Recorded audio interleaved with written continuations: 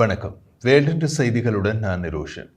Israel மற்றும் பாலஸ்தீனிய Hamas இயக்கத்துக்கிடையே பலவீனமான போர் நிறுத்தம் அமலில் உள்ள காசா மீது இன்று சனிக்கிழமை கடுமையான நிலைப்பாட்டை எடுக்கப் போவதாக அமெரிக்க ஜனாதிபதி டொனால்ட் ட்ரம்ப் நேற்று வெள்ளிக்கிழமை தெரிவித்தார்.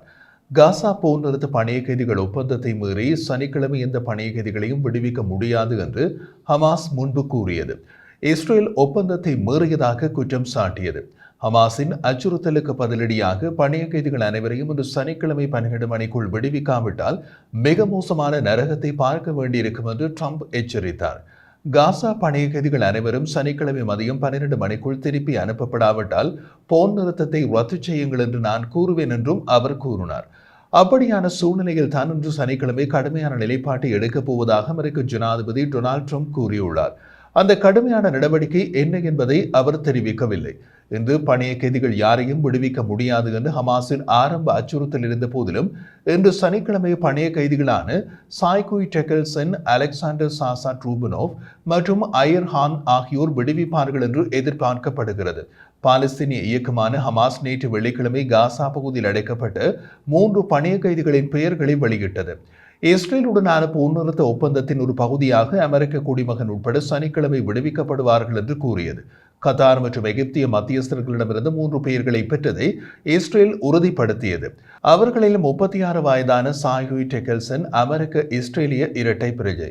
சாஷா அலெக்சாண்ட்ரி ரூபனோவ் ரஷ்யா மற்றும் இஸ்ரேலிய குடியுரிமை பெற்றவர் மற்றும் அயர் ஹான் அர்ஜென்டினாவில் பிறந்தவர். மூவரும் கிபுட்ஸ் ரோஸில் வசிப்பவர்கள். அங்கு அவர்கள் அக்டோபர் 7, 2023 தாக்குதலின் போது ஹமாஸ் இயக்கத்தால் கடத்தி செல்லப்பட்டனர். பணைய கைதிகளுக்கு ஈடாக இஸ்ரேல் 369 பாலஸ்தீனிய கைதிகளை விடுவிக்க எதிர்பார்க்கப்படுவதாக ஹமாஸ் நடத்தும் கைதிகள் ஊடான அலுவலகம் தெரிவித்துள்ளது. எத்தனை பாலஸ்தீனியர்கள் விடுவிக்கப்படுவார்கள் என்பதை இஸ்ரேல் உடனடியாக வெளியிடவில்லை. இந்த அறிவிப்புகள் ஹமாஸ் மற்றும் இஸ்ரேலுக்கு இடையே போர் நிறுத்தத்திற்கு இடையூறாக இருந்த பிரச்சனையை தீர்க்கும் விதத்தில் தோன்றின.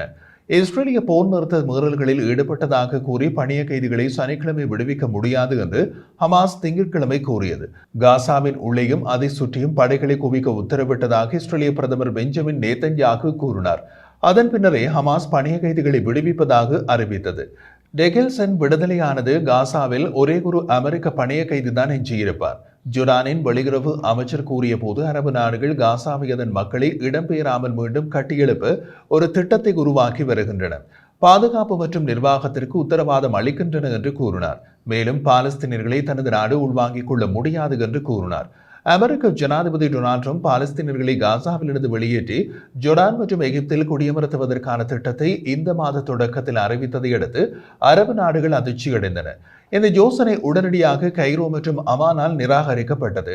ஜோர்டானிய வெளியுறவு அமைச்சர் ஐமன் சஃபாடி மேலும் கூறிய போது, எங்கள் மக்கள் தொகையில் 35% அகதிகள், எங்களால் அதற்கு மேல் அகதிகளை உள்வாங்கிக் கொள்ள முடியாது. பாலஸ்தீனியர்கள் ஜோர்டானுக்கு வர விரும்பவில்லை, அவர்கள் ஜோர்டானுக்கு வருவதை நாங்கள் விரும்பவில்லை என்று மியூனிக் பாதுகாப்பு மாநாட்டில் கூறினார். ஜோர்டானின் மன்னர் அப்துல்லா பிப்ரவரி 11 வாஷிங்டனுக்கு சென்றார்.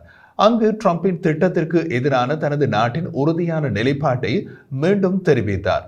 சந்திப்பை பற்றி அறிந்த 2 ஐரோப்பிய ராஜதந்திர அதிகாரிகளின் கூற்றின்படி ட்ரம்பின் திட்டத்தை விட அரபு திட்டம் மலிவானதாகவும் வேகமானதாகவும் இருக்கும் என்று மன்னர் அப்துல்லா ட்ரம்பிடம் கூறினார். இது அமெரிக்க ஜனாதிபதியால் ஏற்றுக்கொள்ளப்பட்டதாக தெரியவில்லை. ஜோர்டான் வெளியுறவு அமைச்சர் ஐமன் சஃபாடி மேலும் கூறிய போது, காசாவை அதன் மக்கள் இடம்பெயராமல் மீண்டும் கட்டியெழுப்ப முடியும். பாதுகாப்பு மற்றும் நிர்வாகத்திற்கு உத்தரவாதம் அளிக்கும் ஒரு அரபு திட்டத்தில் நாங்கள் பணியாற்றி வருகிறோம். 10 அல்லது 20 ஆண்டுகளின் பின் இந்த பகுதியை எவ்வாறு பார்க்க விரும்புகிறது என்பதை இஸ்ரேலும் சிந்திக்க வேண்டும் என்று சஃபாடி கூறினார். இஸ்ரேலியர்களும் நீண்ட காலமாக சிந்திக்க வேண்டும்.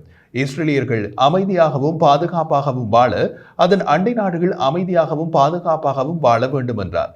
அமெரிக்க ராஜாங்க அமைச்சர் மார்க்கோ ரூபியோ கூறிய போது, காசா மீதான அரபு நாடுகளின் புதிய முன்மொழிவுகளை கேட்க அமெரிக்கா ஆர்வமாக உள்ளது என்றார். அரபு நாடுகள் பாலஸ்தீனியர்களுக்கு உதவ எந்த நடைமுறை நடவடிக்கைகளையும் எடுக்க தயாராக இல்லை என்று அவர் குற்றம் சாட்டினார். அமெரிக்க ஜனாதிபதி டொனால்ட் ட்ரம்பின் அதிர்ச்சி கூட்டம் திட்டத்தை தொடர்ந்து பிரதேசத்தின் முழு மக்களையும் இடம்பெயர்ந்தார்.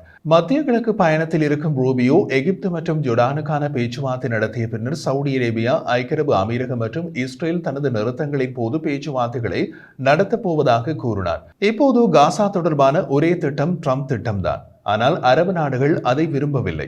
எனவே அவர்கள் ஒரு சிறந்த திட்டத்தை வைத்திருந்தால் அதை வழங்குவதற்கான நேரம் இது. இந்த நாடுகள் அனைத்தும் பாலஸ்தீனர்கள் மீது அக்கறை காட்டுவதாக கூறுகின்றன.